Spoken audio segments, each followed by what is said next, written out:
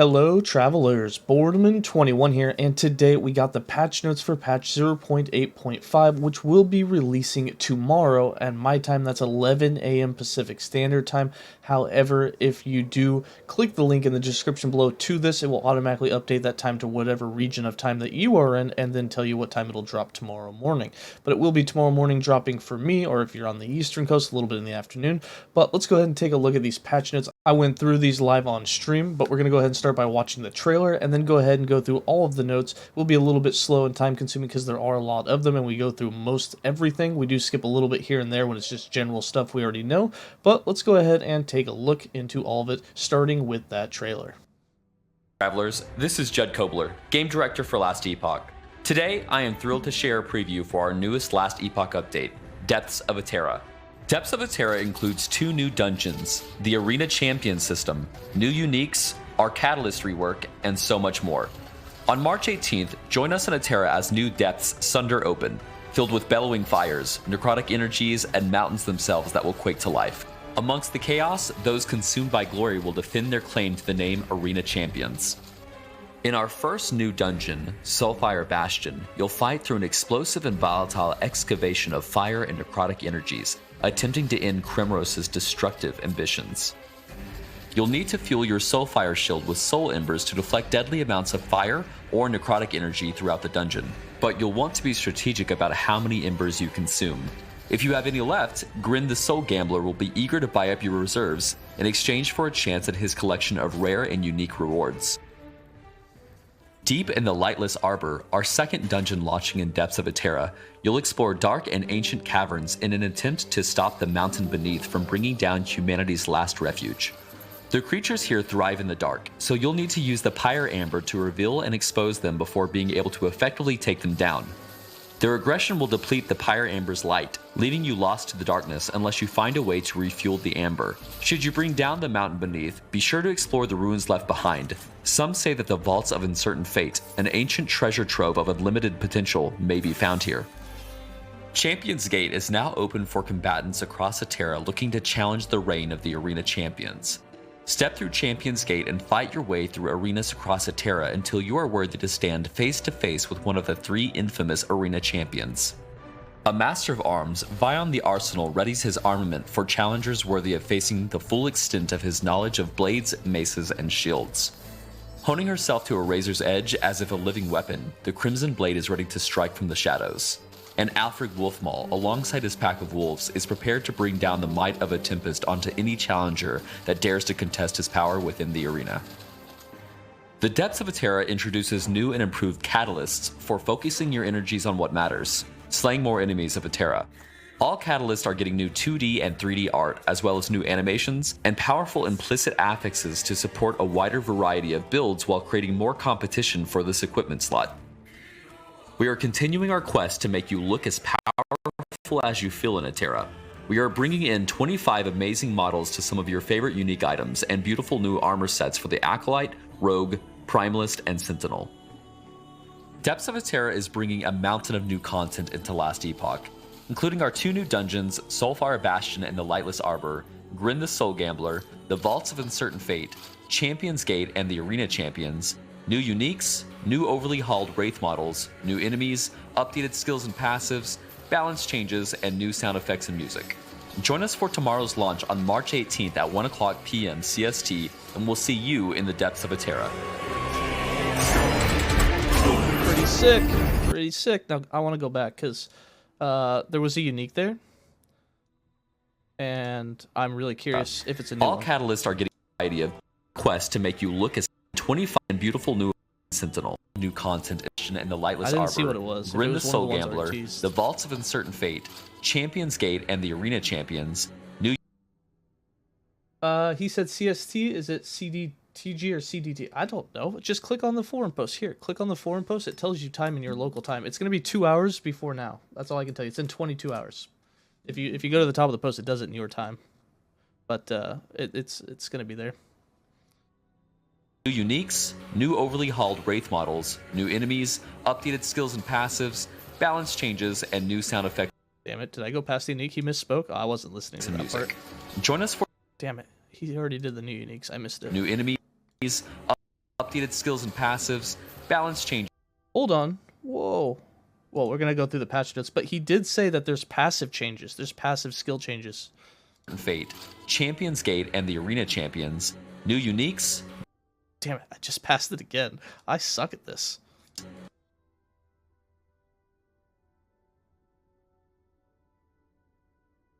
Ah, that's the one. We already saw that. All right, that's the one. New uniques, new overly hauled Wraith models, new enemies, updated skills and passives. He said updated skills and passives. All right, time for the patch notes. You guys ready for this? Apparently there's going to be changes to both. So we are going to see changes to some skills and some passives. Moving on. I think we pretty much know all about the Soulfire. Not much we need to do here. Depths of Etera introduces the second dungeon to last epoch, the Soulfire Bastion. It starts at level 45. Keys can drop in level 47 areas and above. Okay, so it can drop during the campaign. So in the campaign, you can literally get keys for the Soul Bastion. So they are not locked behind doing the new champions in the arena. All right. Inside Soulfire, you'll be granted access to the new dungeon. Yep. The shield that switches between fire and necrotic. Yep. Changing the attunement of the Soulfire shield costs 1 soul ember. Okay. Yeah. All the normal things that we would assume. The Soul Gambler. As in balance. We're hoping balance. We'll see if it's balance. But probably some nerfs. Hopefully some things get stronger. We'll see. Soul Embers are gathered from killing enemies with the Soulfire Bastion, can be spent at the Soul Gambler and trade for hidden enemies. So you do get them from killing enemies, which means you're probably going to want to clear the whole map so that you can get as many Soul Embers as possible. Any remaining Soul Embers are lost upon leaving, so you definitely want to spend all of them that you have. The Soul Gambler sells specific item types, such as helmet, shield. They can roll with any base type. They can also be rare, exalted, unique, or set. Cool. How many times are we going to go in there and get set items and be totally upset? Modifiers selected, by the way, when it's unique. These uniques, they already confirmed the uniques can only be random drop uniques, so they cannot be boss drops. Modifiers selected while traveling or transversing the Soulfire Bastion will modify the result of the Soul Gambler's items.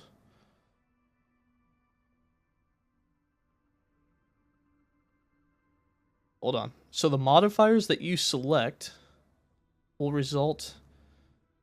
change the results. Oh, excuse me. Is that like, meaning like more rings will appear, or like you will have a chance for them to have a higher chance to be a unique item? Curious. I'm pretty sure that's just going to be like more rings or something would appear. My assumption. Lightless Arbor. A nerf is part of bouncing. Not if you bring all the other builds up to that level. Not if you do that. Hey, thanks for the follow, Arifac. Welcome to the channel, man. The Lightless Arbor, Depths of Etera, also introduces the third dungeon. Yes. It can be accessed through the Shrouded Ridge if you have found a key. Oh, dude, this is super low level. It starts at level 22, and the keys start dropping in level 25 plus areas. So as soon as you choose your mastery, you can already get keys to it. That's super low level. That'll definitely break up the grind of the campaign. That'll be nice.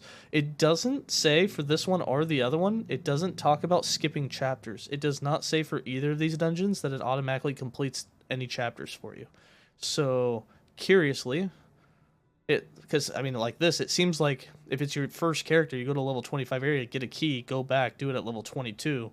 Would you then skip chapter, at that point, chapter 4 and 5? Or just chapter 4? It doesn't say anything about skipping chapters. Kind of weird. That was so loud. Oh, my bad. Yeah, I got the volume. The volume was up for the trailer. My bad. It's turned back down. Did they say what the other one did in the patch notes? Yeah. So this one's level 22. The other one's level 45. It was level 45, right? Yeah. Soul Bastion starts at level 45. Keys start dropping at 47. And it doesn't say anything about skipping chapters in either one of these. So I don't know if you actually get to skip chapters. Or are you saying in the last patch did it tell us? I could have sworn in the last patch they said that it skipped chapter... it skips chapter 6, 7, and 8? 7 and 8? It's 7 and 8, right? I don't know. It skips a couple of chapters. I don't know if they said that in the patch notes, though. I'd have to go back and look. I don't remember exactly what it said in the patch notes about it, but I know they did talk about it skipping chapters. All right, The Vaults of Uncertain Fate, the rewards. All right, let's figure this out. Interacting with the door to the Vault of Uncertain Fate will present you with a sequence of options for modifying the vault contents. Each selection will modify the vault contents in exchange for gold. Each subsequent modifier will be more expensive than the last based on the previous option selected. The higher tier you complete, the higher your reward modifier limit will be. Okay, so there is a limit to the number of mods. At tier 4, you can only purchase 11 mods. So it is actually limited. It's not limited only based on how much you want to sacrifice. There's actually a hard limit. You can only do 11 mods on a tier 4.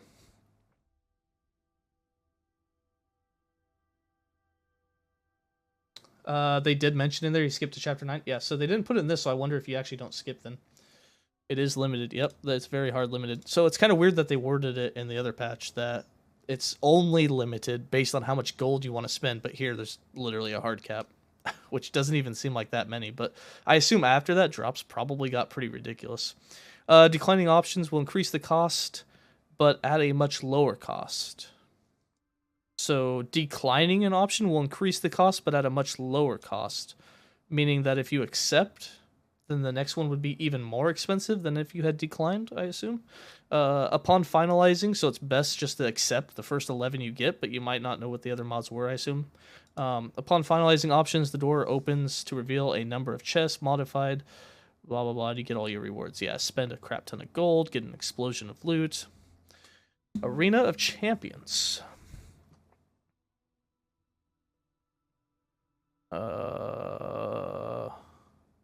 Yes. Add a new portal interface to select one of the 4 tiers of the Arena Champions or the Endless Arena. Higher tiers of Arena Champions will provide greater difficulty and rewards. Moved the Arena portal to Champion's Gate near the Wingari Fortress in the Divine Era. It cannot be accessed from End of Time. Alright, so you can no longer access the arena from the End of Time. Instead, you must go to the Wingari Fortress in the Divine Era. I wonder how many people will be lost. How many people tomorrow when patch drops are going to be like, where's the arena? That's going to be a good one. Champions Gate includes 5 different training dummy setups. Nice. I should say Champions Gate's near the Wingari Fortress, not in the Wingari Fortress, but whatever. You will be presented with options for modifiers 3 times during an Arena of Champions run. These will add... Okay, so it's not every 5 waves. It's every 20. Actually, it'd have to be every 15, because it'd be 15, 30, 45. And then from 45 to 60, that would be your final modifiers for the boss, because it wouldn't stop at 60. So every 15 waves, every time you go to a new map, I assume. It will also modify the Arena Champions drops. Tier 2 and Tier 4 Arena Champions runs have a rotating modifier like dungeons. Okay.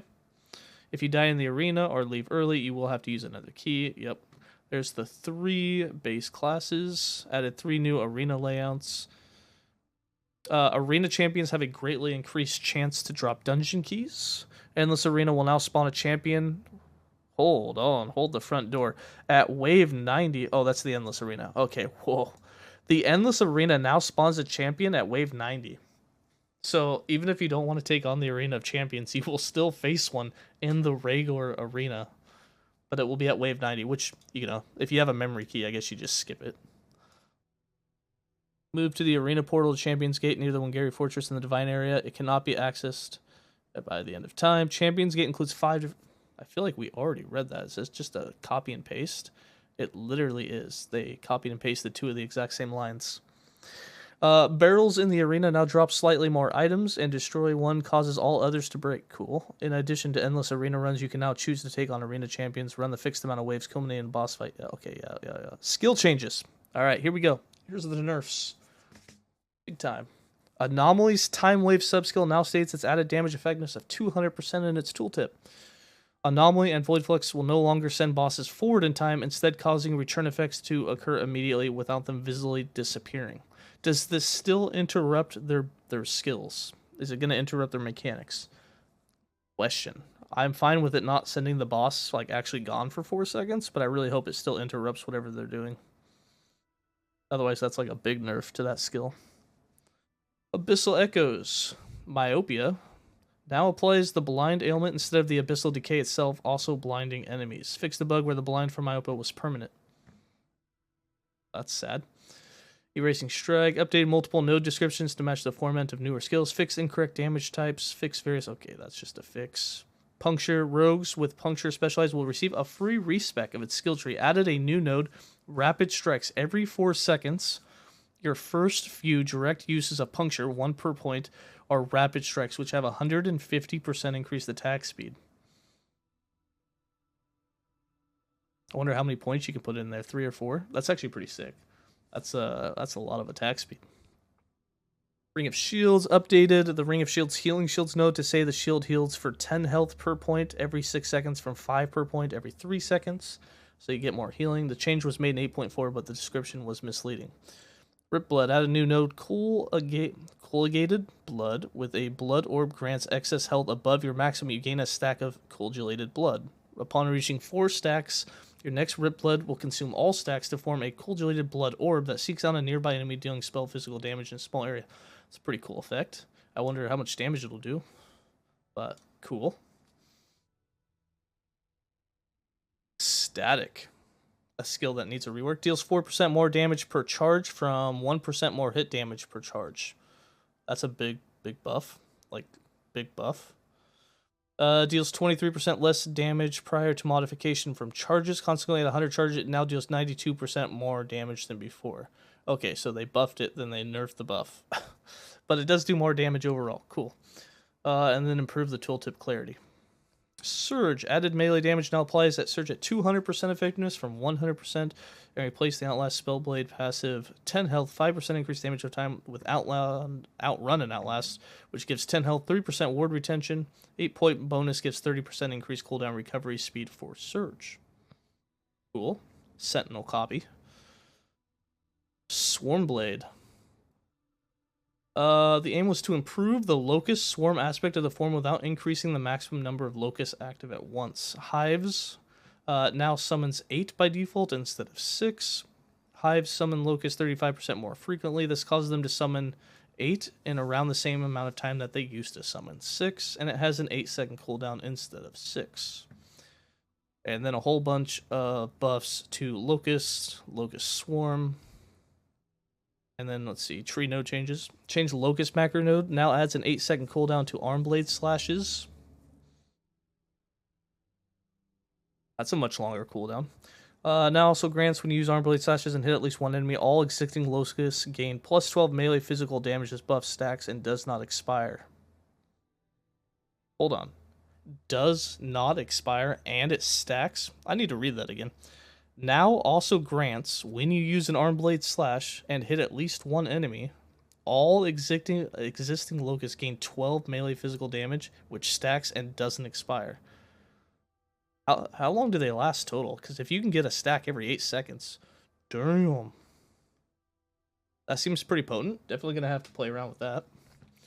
The Death by 1,000 Wings node now grants locusts 20% bleed chance per point instead of 10. Unrelated topic. You finally got 𝐁𝐮𝐲. Nice. Congrats. Thorn Totem. Removed a hidden 35% more damage modifier and 5% more cast speed modifier from the Thorn Totem. It was hidden? Alright. Thorn Totem now has a 13 base damage from 9 and 65% added damage effectiveness on, instead of 45% added damage effectiveness. And it's now listed on the Thorn Totem's tooltip. So it should do more damage, depending on or not if you are actually taking advantage of a hidden 35% more damage somewhere in the tree. Tornado. Ooh.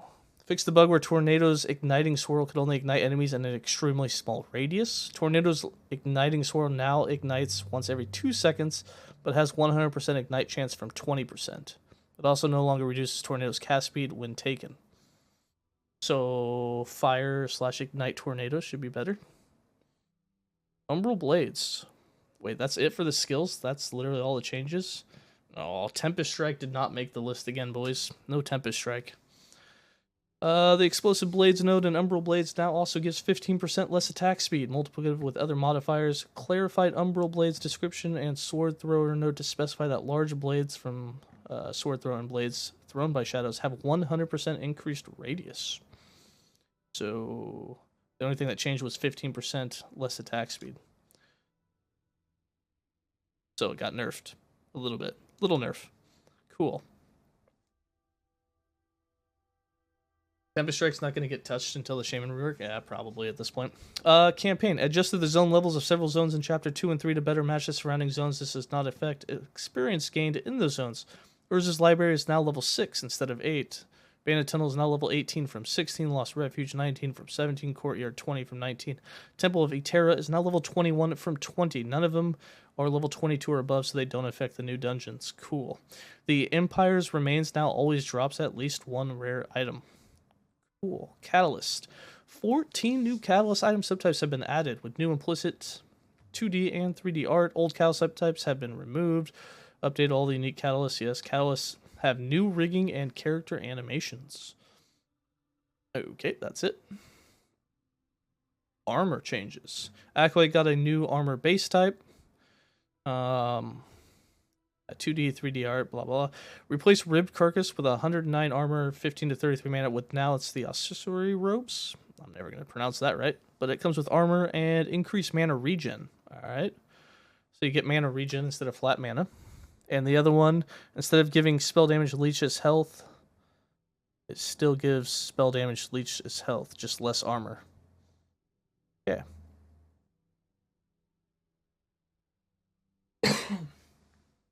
Gambler changes. We'll get there. You calm down. Quit reading ahead. The rogue armor base types. Blah, blah. There's really nothing important here. Basically a little bit of changes here and there, but nothing huge. Yeah, basically just changing physical resist to dodge rating. Yeah, nothing big. Sentinel, same thing. Increased or updated the 2D and 3D art for several primalist armor base types. Okay, so they look a little different. Okay, we got wraiths. Kind of curious about these. Updated the Wraith models. Necromancer summon Wraith minions. Standard, Flame, and Putrid Wraiths. Hold on. Yes, okay, yeah. So the Standard, Flame, and Putrid Wraiths have been updated. All enemy Wraiths updated. So we didn't get new Wraiths. We just got the models for the enemy type of Wraith. So we're not getting Lightning and Cold Wraiths. Sad day. Sad day indeed. Gold changes. They were probably just enemy Wraith models that you forgot about. I didn't forget about them. I was just hoping we got Wraiths on our side that were going to be Lightning and Cold. But yeah, it sounds like it's just for the enemies. There's nothing new with them. Sad day. I really wanted Lightning Wraiths. Gambler changes. With the introduction of the Soul Gambler as an endgame item gambling mechanic and the Vaults of Uncertain Fate as an endgame gold sink, the Rhaegor Gambler can now fit into more of a clear niche as a source of items while leveling. So he's going to be cheaper. The item level of items in the Gambler now stops scaling with character level beyond 40. Gambled items have about 20% more forging potential than before. Are they cheaper? Can we officially finally go back to buying silver rings when we're like, you know, level 6 and get move speed early on? Or is it still going to cost 6,500 Adina or gold or whatever the hell the cost is? It's still going to be expensive. Solo Self-Found still gets effed. Runic Tome, Ancient Tome, and Warding Tome have been renamed to Squirrels and received new 2D art. Cool. Gold drop scaling. Now scales up more slowly with level above level 70. Now scales with corruption. Gold scales at level 71 to 100 with 0 corruption will be slightly lower than before. Gold drops above 140 corruption will be slightly higher than before. So if you're at 300 to 400 plus corruption, you're getting a lot more gold than you were before. Cool. We'll be farming a couple mil a day then. Uncommon and fixed shards now displayed differently. Their ground item label and tooltips are now pale yellow, red, orange rather than pale orange. Cool. So is it only uncommon? I assume uncommon, like rare and just rare in general, or very rare, are going to be a different color. Cool. So you can actually see them. Stepped away from it. What do you think about the Gambler change? They didn't say anything about price reduction. So I like that the Gambler is meant for leveling. I hate that the Gambler is not going to be cheaper. They didn't mention cheaper, so if it's still expensive, what are you going to buy when you're leveling up a solo self-found character? The increased frostbite duration mage affix from 10 to 24% is now 10 to 30%. Cool. Can roll a little higher. All right, here's the uniques that people were worried about. They added 8 new uniques that randomly drop. More will come over the next couple of weeks. I assume that these will be for the bosses. since these, obviously the 8 that they added, have nothing to do with boss drops because they're random. I assume that, so I guess what this means is right now the Champion of Arena and the new dungeon bosses don't have any unique drops that are specific to them. That kind of sucks, but hopefully they come, like they say, in the next couple weeks. 26 unique weapons have new 3D models. Ooh, I have Rain. Might use that one. I wonder what the Omni looks like. Plague Bear Staff. Never going to use that again. It used to be my favorite weapon. Anyways, cool. The roll range for all stats on uniques can now be viewed by holding Control-Alt. Okay, cool. Bastion of Honor. Grants 8 to 14 health gained on block instead of 18 to 14% less damage taken by nearby enemies. Ouch. Nerf. It is now slightly rarer. Ouch. Hurts. Now drops with less legendary potential. I haven't even found one with potential. God damn it. I am never getting a Bastion of Honor with legendary potential. Ouch, ouch, and ouch. All right. Well, the fun was over. I guess we have one more night to try and farm for it, huh? That hurts. That really hurts. Hold claim. No longer triggers when mana is replaced with rage upon druid. Oh, sad day. No more mana transforms or ward transforms. I'm sure somebody will find another way around that. Did they hire a PoE guy? Maybe. Bastion of Honor is no longer the all-powerful no-choice shield. I mean, it's still powerful. It still has 100% block on nearby enemies. You just no longer have the 14% or up to 14% DR with it, which sucks, but anyways, good luck finding a legendary potential one now.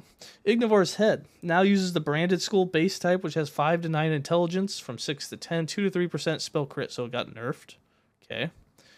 Grants 60 to 95%, so it has more of a fire aura era, more fire damage, less intelligence, and less spell critical strike chance. Got it. Uh-oh, Ravenous Void. This is a pair of gloves I still only unique I don't have. I can't find it. Can't get it.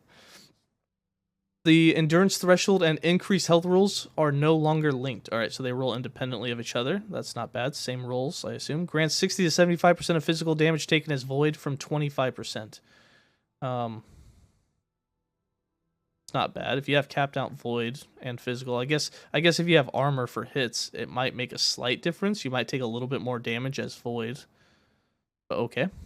No longer, oh, son of a bitch. No longer grants 5 to 10% less void damage taken. Well, that fucked it. Now you will take more damage.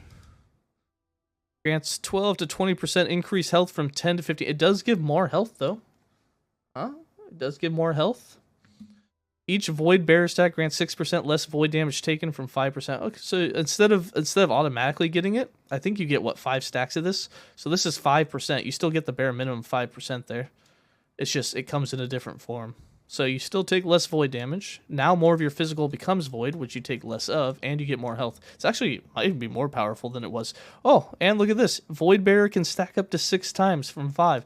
So hold on, you can actually get less void damage taken than before, because you can have 36% less void damage taken instead of 25, which would have been 30 to 35. You can now get 36. You can actually get maximum 1% more less void damage taken than before, and more of your physical damage is now taken as void. So actually, it's actually got buffed. It definitely got buffed. And it's significantly more likely to drop with legendary potential. That's a buff. I mean, I can't even get the item itself to drop, but glad to know that if it does, it might actually have LP on it. That's still pretty sick, though. That thing definitely did get a buff, though. Now we just need to find him. Scales of Eterra now uses its own divine instrument base type. Its implicits have not changed. Okay. Symbol of Demise now uses the runestone base type, different base type. Grants 9 to 13 ward gain on kill from 5 to 10. More ward gain. Okay. Frostbite Shackles now grants 23 to 33% increased frostbite duration instead of up to 43%. Slight nerf on the higher end roll, but that's about it. That's it, huh? That's all. I'm not seeing very many build changes. I think everything's going to pretty much be the exact same. That means auto bomber, everything seems to have made it through. User interface. You can now right-click on echoes in the Monolith of Fate to enter them with a single click. The number of passive points invested in a tree shown on the left side of the passives now reflects the total points invested instead of how far the bar has been filled. Cool, so it no longer stops and looks like a bug. Got it. Shrine mini-map icons are now disabled when the shrine has been activated. Cool, so they disappear after you've used it. Fix the bug which caused the runes and glyphs at the top of the crafting panels menu to not be selectable and not show tooltips. Got it. Patch isn't changing much. The new uniques might change some things, but that's about it. Yeah, and there's only 8 of them, but I do assume even more will come. Updated the Poison Cloud. Okay, sound and music. Bunch of new sounds, new music. We have improved footstep sounds for the first 5 chapters, so it will sound like you're walking better.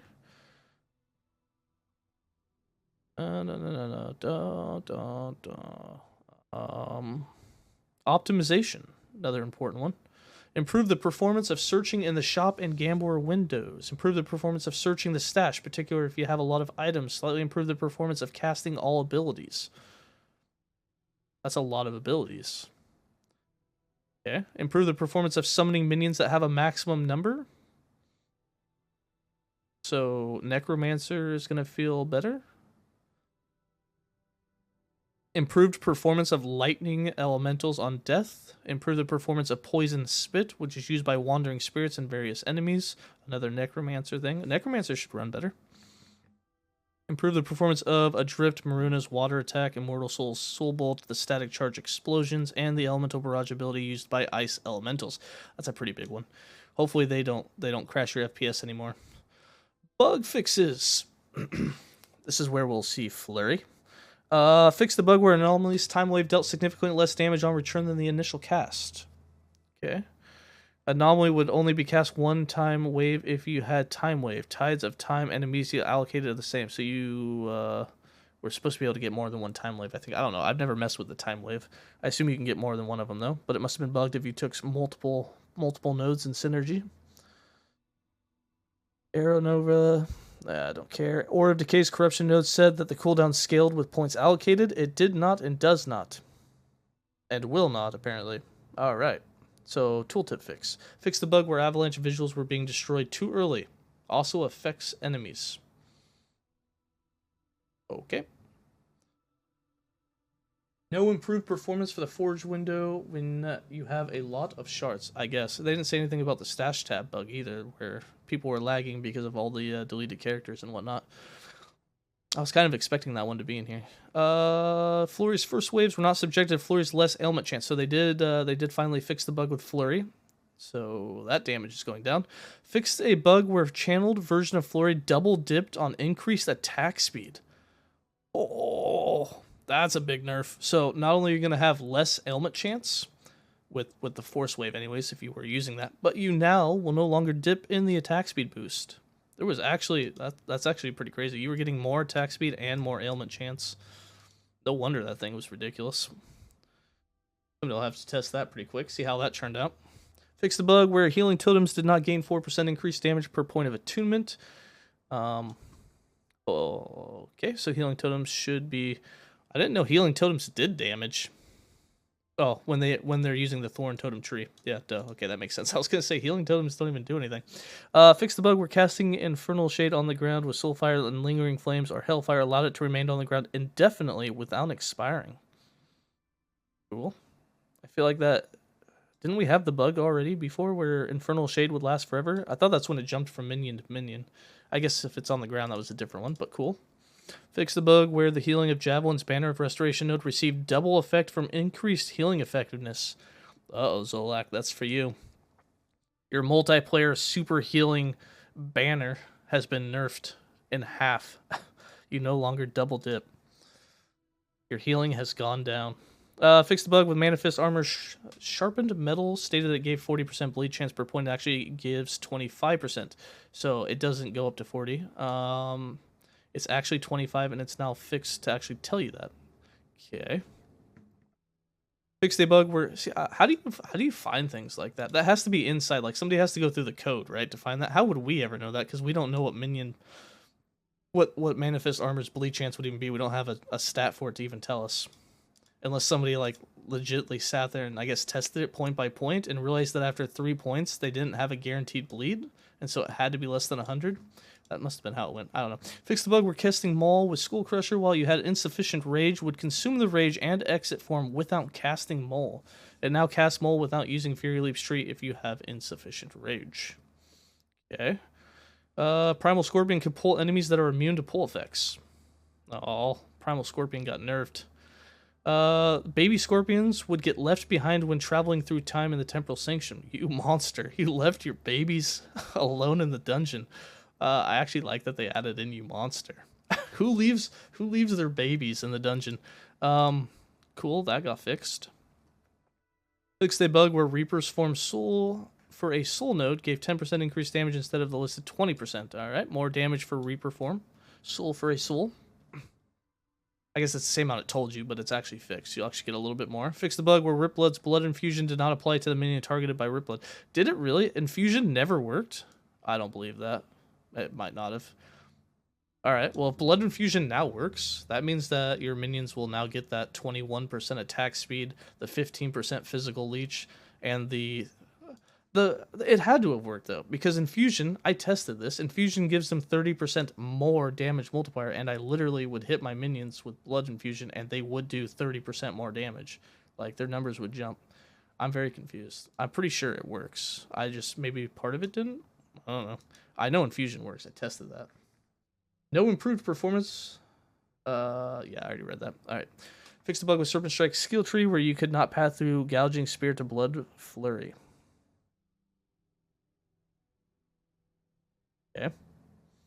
Skeleton Rogues could deal infinite damage if... Wait, hold on. What? I didn't see this bug. Skeleton Rogues could deal infinite damage if you had individual operator, a maximum of 2 skeletons and 3 types of summonable skeletons.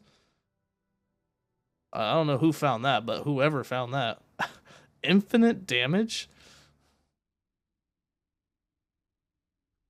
How much? We got what, 24 hours to put out a new build video? We need to go test this infinite damage thing. I never found that. Fix the bug where Spriggan forms healing totems with Ire of Trees could grant mana when not transformed.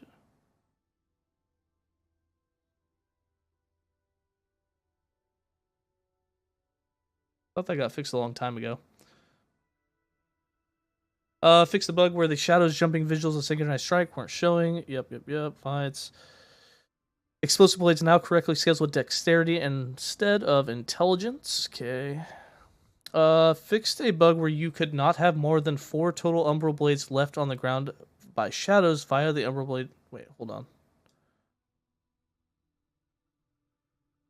Fixed a bug where you could not have more than 4 total Umbral Blades left in the ground by shadows via the Umbral Remnant node in Umbral Blades. I thought you weren't supposed to have more than 4. I thought it was 4 maximum no matter how many shadows you have. So we're back to where you can have more than 4?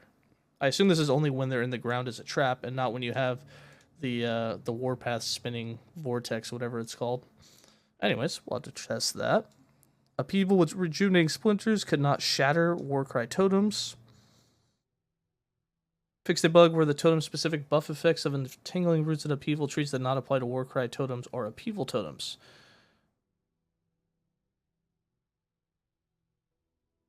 So wait,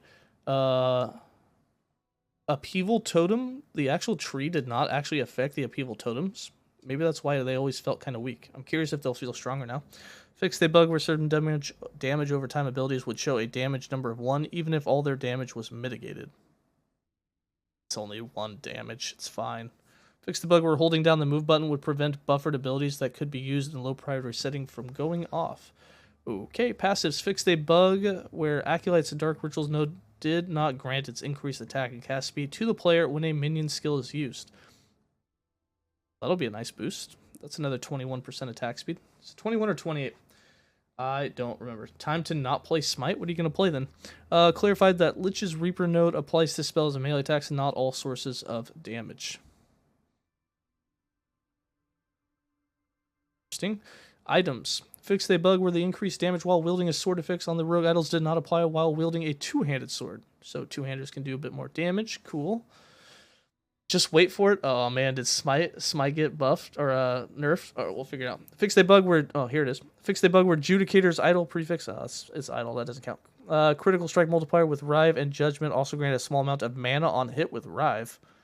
Oh, I never noticed this. Probably because we didn't play Rive, but mana on hit. That's nice. How does that even get added in there? Cool though. Fix the bug where the Wrathful idle prefix increased damage with Vengeance and Smite. Added its benefit twice. For example, 26% increased idle was providing 52% increased damage with Vengeance and Smite. This could explain why Smite hits so hard with those idols. We always thought it was a more damage modifier because of that. I bet you it was just increased, and it's because of that double dipping. Oh well. Fix the bug where idols could sometimes drop tier 6, tier 7 affixes, particular in the dungeon. Yeah, fix the bug where Tirana's Biden did not convert bleed or ignite chance to electrify chance. Isn't that what you wanted fixed? It's fixed. Or you're saying this is the reason why you're not playing Smite is now you're doing electrify build. One more 200% increased damage loss? Really? Fix the bug where Last Laugh could fail to provide its additional melee critical strike chance if your dodge rating exceeded 100, but you could not dodge due to an effect such as Rogue's Apostasy. The Smite idle damage? Oh, that's the one that killed it for you, huh? Well, I'm sure you'll still do plenty of damage. It'll be fine. Fix the bug where the mage would hold one-handed weapons incorrectly on the character select screen while using a shield. Fix the bug with legendary potentially equipped items was not shown while comparing items. Fix the bug with exalted maces in the echo reward, sometimes dropping a two-handed axe. Yeah, nothing like wanting a mace and getting a two-handed axe. Fix the visual bug where Eric's bones did not sit in the hand properly. Fix the bug with gas since I gave increased freeze rate multiplier instead of added freeze rate multiplier. Okay. Visuals. Fix the bug where entangling roots wrapped around enemies did not fully submerge when ending. Where totems would sink into the ground for an excessive long time upon expiration. Fix the bug where the leave game button would take you back to the login screen rather than directly to the character select screen. Enemies. Fix the bug where Jeweler did not... I really hope they didn't get rid of the explosion where you teleport back and forth. Fix the bug where Jeweler did not drop her unique or matching exalt if she was erased by Erasing Strike. So if you killed her with Erasing Strike, you literally erased anything she had for you. Alright, cool. That's a weird bug. Fix the bug where Desert Stingers and Desert Spitters were fully visible for 1 frame before their emerging animation started. I would never be able to catch 1 frame. That's such a short period of time. Fixed an enemy spawn location in the Bloodworks Echo layout that caused enemies to take a long detour to get to you when they spawned. Fixed the bug where minions could have difficulty reaching Void Nightmare enemies. Fixed the bug where Desert Stinger's Nest would not spawn Desert Stingers in some location. Fixed the bug where Void Fused, Forge's Molten Pull and Fireball, Penya's Disintegrate Beam, and Lightning Nova, Panyan Student's Disintegrate Beam, and Lightning Nova, blah, blah, blah, blah, blah, blah, did not deal the 50% less damage to minions. That would explain why your minions die so early. That actually would explain it, like in hardcore when we kept growing in there and skeletons would get wiped and like you'd be like, that took 1 hit. They're supposed to be taking like 50% less damage and they just die instantly. Makes sense now.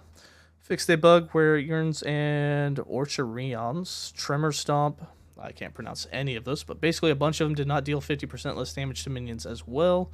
Same thing with Lagon's Tidal Waves. So basically a bunch of bosses were just doing tons of damage to minions and that's why they felt weak. Got it.